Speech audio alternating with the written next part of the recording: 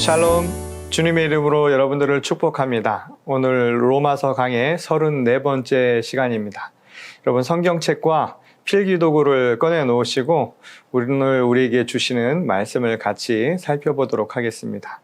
우리가 지난주 로마서 10장 1절부터 10절까지 말씀을 함께 살펴보았는데 거기서 바울의 생각을 우리가 함께 엿볼 수가 있었죠. 바울에게 있어서 복음의 핵심은 부활하신 예수 그리스도를 믿는 것과 관련이 있다는 사실을 우리가 살펴보았습니다. 그런 면에서 본다면 그의 동족인 이스라엘 민족, 당시 유대 사회의 많은 사람들은 그 사실을 믿지 못했죠. 받아들이지 않았다는 겁니다. 그들에게 있어서 중요한 것은 하나님의 말씀이라 생각했던 율법, 그것도 율법의 조문에 매어 있어서 하나님이 그리스도 예수를 통해 보여주신 그 구원의 참된 열쇠를 그들이 찾지 못하고 있었던 것을 바울이 아주 안타까운 마음으로 토로하는 내용을 우리가 살펴보았는데요. 오늘 본문 말씀도 그와 연관된 이야기들이 다시 한번 전개됩니다. 우리가 같이 살펴보도록 하겠습니다. 성경에 이르되 누구든지 그를 믿는 자는 부끄러움을 당하지 아니하리라 하니 유대인이나 헬라인이나 차별이 없음이라. 한 분이신 주께서 모든 사람의 주가 되사 그를 부르는 모든 사람에게 부요하시도다. 누구든지 주의 이름을 부르는 자는 구원을 받으리라. 자, 여기서 말한 이 성경은 이사야서를 일컫는 말이죠. 이사야서 49장 23절의 말씀을 재인용한 부분인데 그를 믿는 자는 부끄러움을 당하지 아니하리라 라는 말씀입니다. 근데 여기서 누구든지 라는 이야기가 중요하죠. 바울은 이 이야기가 이사야를 통해서 선포될 때는 들은 민족은 이스라엘 민족이었지만 그 구원은 누구든지 얻을 수 있다라고 이야기를 합니다. 누구든지라는 이 말은 구원의 길로 향하는 이 길에는 차별이 없는 거예요. 우리가 비유를 통해서 천국 잔치, 혼인 잔치에 대한 비유 이야기를 보면 초대받는 사람들은 특정한 사람들로 한정해서 초대받는 게 아니라 누구든지 다 초대를 받는다는 거예요. 누구에게나 열려져 있는 아주 보편적인 하나님의 은총이다라는 사실을 다시 한번 가르쳐주는 부분입니다. 그래서 중요한 것은 믿음이 중요하죠. 이 믿음이 핵심인데 그 믿음은 부활하신 그리스도, 그를 주로 믿는 자를 바로 그 믿음이라고 하는 것을 결정하는 아주 중요한 부분이라고 바울은 생각했다는 거예요. 그래서 하나님께서 예수 그리스도를 통해서 초청하신 그 부르심에 응답하느냐의 여부가 결국은 구원의 길을 갈 수 있는가 없는가의 갈림길이지 혈통으로서 이스라엘 민족으로 난 것이 결국은 구원을 얻는 핵심이 아니라는 사실을 다시 한번 일깨워주는 대목입니다. 그 뒷부분에선 우리 요엘서에서 나오는 말씀인데요. 주의 이름을 부르는 모든 사람들은 구원을 얻을 것이다. 다시 한번 옛 말씀을 통해서 재인용된 이야기입니다. 근데 여기서도 중요한 부분이 있어요. 우리가 생각을 해봐야 될 것이 주의 이름을 부른다라고 해서 우리의 입으로 주여 주여 하는 것을 의미하는 것은 아니라는 거예요. 결국 중요한 것은 그 믿음의 고백이 우리의 삶의 실천으로 드러날 수 있어야 한다는 것이죠. 자, 마태복음 7장 21절에 보면 예수께서 이런 말씀을 하셨습니다. 나더러 주여 주여 하는 자마다 다 천국에 들어갈 것이 아니요 다만 하늘에 계신 내 아버지의 뜻대로 행하는 자라야 들어가리라. 여기서 부른다라고 하는 말은 그냥 우리가 소리내서 이름을 부른다라는 것이 아니라 초대한다라는 의미예요. 더 중요한 의미는. 말하자면 영접의 의미라는 거예요. 그러니까 주를 부른다라는 것은 주님을 내 안에 모시는 행위라는 거예요. 그러니까 주님이 내 안에 온전히 계셔서 내 삶의 주인이 된 상태를 뜻하는 것임을 알게 됩니다. 그때 우리의 행위도 달라지는 것이죠. 결국은 우리의 마음 상태가 중요하다는 거예요. 그러니까 진심이라는 말 있잖아요. 마음이 진짜라고 하는 것은 뭐냐면 진리이신 그리스도가 우리 삶의 주인이 되는 상태를 뜻하는 말입니다. 그래서 내가 행하는 것이 아니라 주께서 행하는 그런 실천을 행할 수 있는 모습이 될 때 비로소 온전히 주님을 부르는 자라고 말할 수 있다는 거예요. 그런 의미에서 주의 이름을 부르는, 곧 그리스도를 내 삶의 주인으로 온전히 모신 모든 사람들은 구원을 얻을 것이다 라고 이야기를 했다는 겁니다. 자, 14절에서 15절 말씀을 보겠습니다. 그런즉 그들이 믿지 아니하는 일을 어찌 부르리요? 듣지도 못한 일을 어찌 믿으리요? 전파하는 자가 없이 어찌 들으리요? 보내심을 받지 아니하였으면 어찌 전파하리요?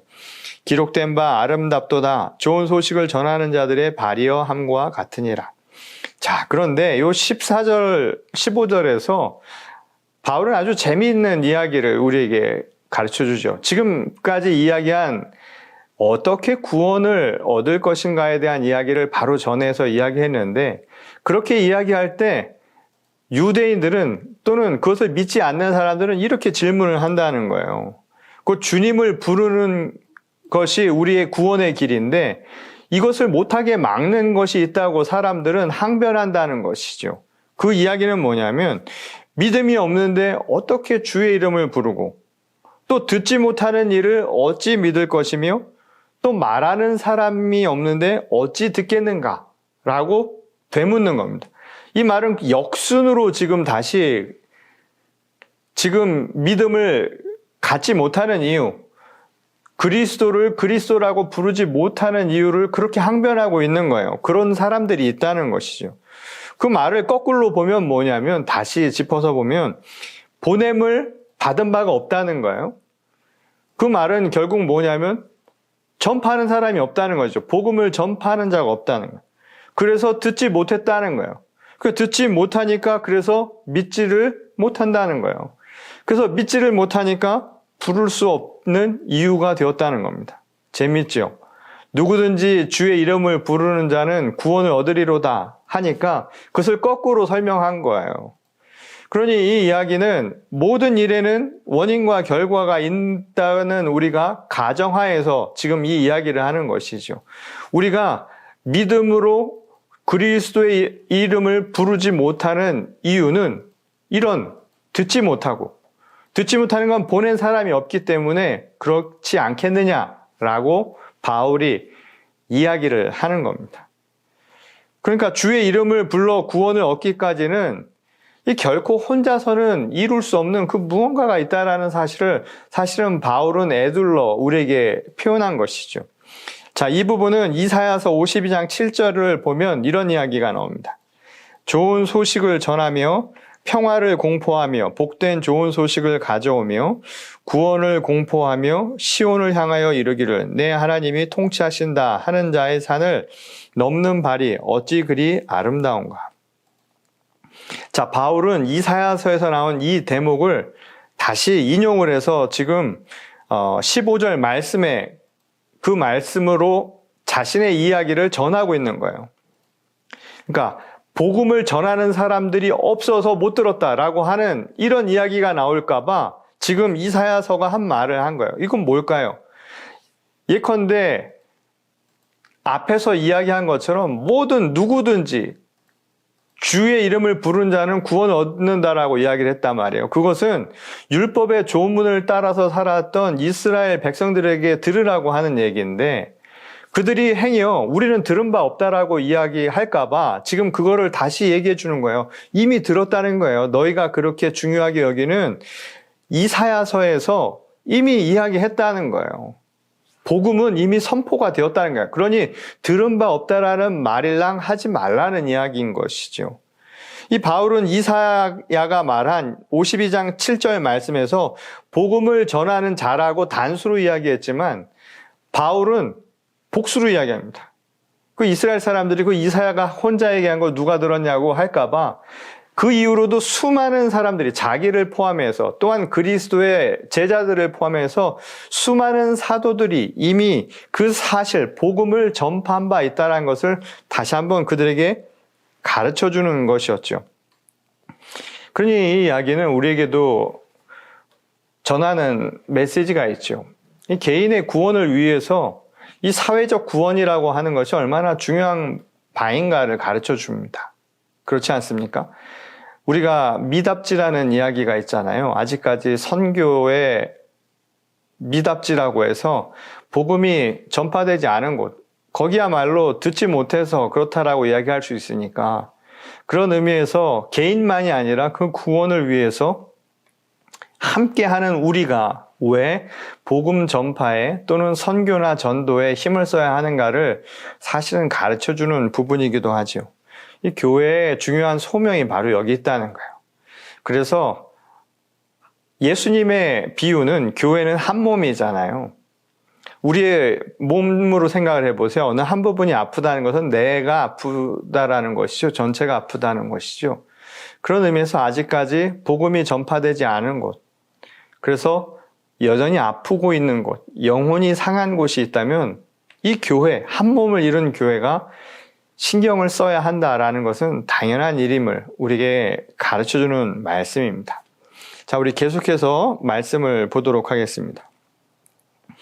그러나 그들이 다 복음을 순종하지 아니하였도다. 이사야가 이르되 주여 우리가 전한 것을 누가 믿었나이까 하였으니 그러므로 믿음은 들음에서 나며 들음은 그리스도의 말씀으로 말미암았느니라. 자, 바울은 앞에서 제기한 질문에 대해서 이렇게 한마디로 정의를 내리죠. 복음이 안전해진 게 아니라 복음은 이미 선포되고 전파되었으나 순종하지 않았기 때문이라는 거예요. 불순종했다라는 거예요. 듣지 않고 따르지 않았다라는 것이죠. 이 말씀은 이 구원에 있어서 아주 중요한 이야기인데 하나님의 복음은 씨앗은 모든 곳에 다 뿌려진다라는 거예요. 우리 마태복음 13장에 보면 씨 뿌리는 자의 비유가 나오죠. 농부가 씨를 뿌리지만 그 상태가 어떠냐에 따라서 그걸 받아들이지 못하는 거예요. 그렇죠? 길가와 돌밭과 가시덤불에 있는 곳에서는 그 씨가 열매를 못 맺었지만 좋은 토양에서는 열매를 맺기 마련이라는 겁니다. 그 말은 뭐냐면 그게 주어져 있는 게 아니라 사실은 우리의 선택에 따라서 토양은 달라지는 거예요. 신앙은. 그렇죠? 날 때부터 좋은 토양이 어디 있습니까? 그렇게 가꾸어 가는 것이죠. 믿음이라고 하는 건 그래서 우리가 그렇게 가꾸어 가는 거예요. 하나님의 복음이 전파되었을 때 내가 좋은 토양이 되어서 그 복음의 씨앗을 내 안에 맺고 그래서 열매가 자라나도록 하는 것. 이게 믿음의 사람들이 보여주는 특징이라는 것이죠. 그래서 바울은 이렇게 얘기합니다. 그럼 그 좋은 토양이 어떤 사람들이냐? 들음에서 난다는 거예요. 들어야 된다는 거예요. 듣지 않고 어떻게 행할 수 있겠느냐라는 것이죠. 근데 그 듣는 것은 단순히 내가 받아들이는 것으로 그치는 것이 아니라 실천을 통해서 나타나는 것이죠. 행함입니다. 우리가 오늘 처음에 이야기했던 것처럼 주님을 내 안에 모시는 것, 그게 중요한 부분이라는 거예요. 그게 주님의 이름을 부르는 것의 핵심이라는 거예요. 듣는 것도 그냥 귀에 들리는 것이 아니라 듣는 것을 통해서 내 마음에 자리 잡고 그 마음에서 내 삶으로 실천되는 것, 이게 바로 들음이라고 하는 것의 아주 중요한 포인트라는 것을 가르쳐 주죠. 그런 의미에서 믿음은 보이지 않는 것을 향한 실천이라고 할 수 있습니다. 그렇죠? 듣는다라는 것은 보이지 않아도 듣고 실천으로 나타나는 것이니까 보이지 않는 그것을 들음으로 실천할 수 있는 게 바로 믿음의 핵심이라는 거예요.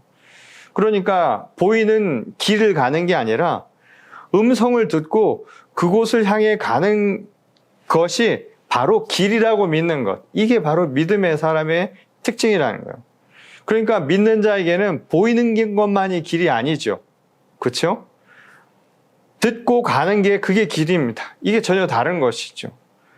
세상은 보이는 것만을 길이라고 하잖아요. 우리가 인생을 살아가다 보면 마치 인생에는 어떤 길이 있는 것처럼 생각이 되잖아요. 그리고 그 길도 주어진 것만 길이라고 생각하지요. 그런데 믿음은 우리에게 얼마나 큰 희망과 또한 얼마나 새로운 것을 갖게 만드느냐 하면 들음을 통해서 새로운 길을 만들 수도 있는 게 바로 거기서 나타난다는 겁니다. 이게 바로 그리스도가 우리에게 주시는 놀라운 새로운 생명, 부활의 능력이 바로 그 안에 있는 거라는 거예요. 이게 바울의 고백입니다. 자, 마지막 18절에서 21절을 보겠습니다. 그러나 내가 말하노니 그들이 듣지 아니하였느냐? 그렇지 아니하니 그 소리가 온 땅에 퍼졌고 그 말씀이 땅끝까지 이르렀도다 하였느니라. 그러나 내가 말하노니 이스라엘이 알지 못하였느냐. 먼저 모세가 이르되 내가 백성 아닌 자로서 너희를 시기하게 하며 미련한 백성으로서 너희를 노엽게 하리라 하였고, 이사야는 매우 담대하여 내가 나를 찾지 아니한 자들에게 찾은 바 되고 내게 묻지 아니한 자들에게 나타났노라 말하였고, 이스라엘에 대하여 이르되 순종하지 아니하고 거슬러 말하는 백성에게 내가 종일 내 손을 벌렸노라 하였느니라. 자, 이 이야기를 함축해서 얘기하면 결국 이스라엘 민족이 듣지 않았다는 거예요. 유대인들의 불신앙은 불순종에서 나온 것이라는 것을 가르쳐 주죠. 불순종의 결과일 뿐이지 선포된 말씀이나 또는 선포된 자, 말하자면 선포하는 사람들의 문제가 아니었다는 거예요. 아까 이야기한 것처럼 뭐 믿음도 들려야 할 것 아니냐 이런 게 아니라, 뭐 들리는 것도 말하는 자가 없어서 못 들었다라고 할 수 있는 게 아니라는 거예요. 이미 수많은 사람들, 모세로부터 이사야, 그리고 그 이후에 많은 사도들을 통해서 복음은 이미 전파되었지만 그것을 받아들이지 않은 그들의 불순종, 그게 바로 모든 것의 결과라는 것이죠. 원인이 되기도 하고, 그게 바로 지금 유대인들이 하나님으로부터 벗어난, 그래서 구원의 길에 이르지 못하는 상황을 만들었다라고 바울은 아주 명확하게 이야기를 하고 있는 겁니다. 그래서 복음이신 그리스도를 이스라엘은 배척했다는 거예요. 그런데 거꾸로 이방인들은 그를 오히려 받아들였다는 거예요. 그래서 이스라엘 사람들이 구원의 길에 들어가지 못해서 그들을 시기하는, 이를 갈며 분노하는 상황이 벌어졌다는 것이죠. 비록 하나님께서 이스라엘 민족을 선택하여서 그들의 눈에는 배척된 백성으로 보이는지 모르지만 하나님은 이방인들에게도 복음의 씨앗을 전파하셔서 그들도 복음의 길에 들어설 수 있도록 구원을 얻게 하셨다라는 겁니다. 그러면서 이런 이야기를 하죠. 그렇다고 해서 이스라엘 사람들이 포기됐느냐? 아니라는 거예요. 지금 바울이 이야기를 하는 것은 여전히 여러분들이 듣지 않았다는 거예요. 그 길을 오는 것, 하나님께서 이방인들에게도 길을 열어주신 것처럼 지금 잠시 여러분들이 그리스도를 배척함으로써 하나님의 구원에게서 벗어나 있는 것처럼 보이지만 여러분들도 그리스도를 주로 시인하고 그를 믿는 믿음으로 지금 살 수 있다면 여전히 하나님의 품 안에 있는 자식들임은 분명하다는 겁니다. 그래서 하나님은 말씀하시죠. 그들을 향해 두 손을 벌리고 있다고요. 마치 집 나간 자식을 기다리며 집의 문을 열어놓고 기다리는 아버지의 모습처럼 두 팔을 벌리고 여전히 기다리고 계시다는 거예요. 이제 뭐만 남았나요? 돌아오기만 하면 되는 것이죠. 대문의 빗장은 이미 열려 있다는 거예요. 닫은 것은 자기만 있는 거죠. 하나님의 나라는 경계가 없다는 말씀입니다. 경계는 자기 스스로 지은 것이죠. 그러니 되돌아오라는 거예요. 이게 바로 유대인을 향한, 이스라엘 민족을 향한 애틋한 바울의 마음과 고백이었고요. 그리고 이것은 오늘날 그리스도인의 모습으로 살아가는 우리 자신들뿐만 아니라 또 우리와 함께 살아가는 많은 세상 사람들에게 주시는 희망의 메시지라는 것이죠. 그리고 이 말씀을 통해서 오늘 교회로서 우리가 감당해야 할 부분, 먼저 우리가 하나님을 온전히 주로 고백할 수 있어야 하고 그것이 믿음으로 실천될 수 있는 신앙을 우리가 모범적으로 보여줘야 한다는 사실을 다시 한번 깨닫게 됩니다. 믿음은 들음에서 난다고 했죠. 그리고 그 들음의 핵심은 바로 그리스도입니다. 그리고 그것을 우리만으로 그치는 것이 아니라 이제 저 바깥에 있는 영혼들을 향해서 함께 펼치며 그들도 구원의 길에 들어설 수 있도록 초대해야 할 것이 바로 우리들에게 주어진 소명이라는 사실입니다. 오늘 이 말씀을 우리 마음판에 새기시고 먼저 우리가 그리스도의 자녀로 거듭나고 여전히 그 바깥에 있는 이들을 초대해서 하나님의 나라를 이 땅 가운데 함께 만들어갈 수 있는 우리 모두가 될 수 있기를 주의 이름으로 간절히 축원합니다. 우리 다 같이 기도하시겠습니다. 아버지 하나님, 감사를 드립니다. 오늘 주시는 말씀을 통해서 교회가 또 이 시대의 성도가 어떤 신앙으로 살아야 하는가를 다시 한번 깨닫게 됩니다. 들음에서 시작하는 것이요, 또한 그 들음을 통하여서 함께 믿음을 전파할 수 있는 우리 모든 성도와 또 이 시대의 거룩한 교회로 삼아주시기를 원합니다.